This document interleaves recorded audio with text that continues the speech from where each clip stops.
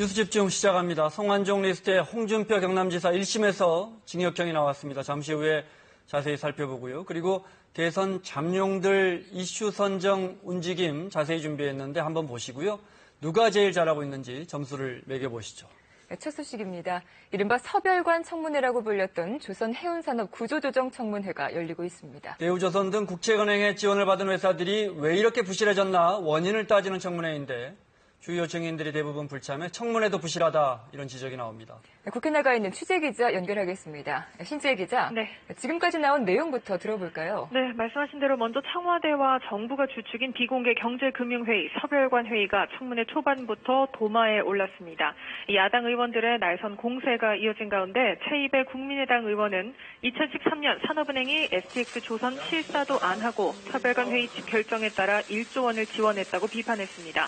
사실상 정부가 공적자금 지원을 결정하고 은행들은 들러리만 선 것 아니냐는 겁니다. 임종용 금융위원장은 서별관 회의 논의 결과로 과거에 하이닉스나 금호그룹 등이 성공적인 구조조정 성과를 거뒀다면서 어느 나라나 이런 회의체를 갖고 있다고 설명했습니다. 또 정부의 일방적인 지원 결정은 전혀 사실이 아니라면서 당시 자신이 나서서 산업은행과 수출입은행 간 입장 차이를 조정했다고도 답변했습니다. 이 국책은행이 구조조정을 부실하게 진행한다는 지적도 나왔습니다.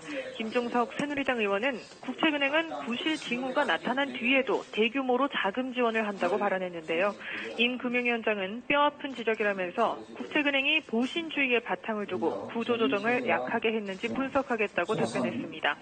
또 금융위원회가 대우조선 분식회계 정황을 은폐한 것 아니냐는 의혹도 잇따라 제기됐습니다. 그런데 증인도 자료도 없다, 맹탕 청문회다 이런 지적까지 나왔다면서요?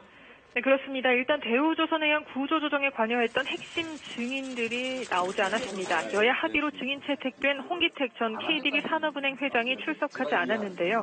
여야 모두 이를 문제 삼으면서 내일까지 홍 전 회장이 출석하지 않는 경우 법적 조치를 취해야 한다고 언급했습니다. 특히 야당은 당시 정책 결정자였던 최경환 전 경제부총리, 지금은 새누리당 의원이죠.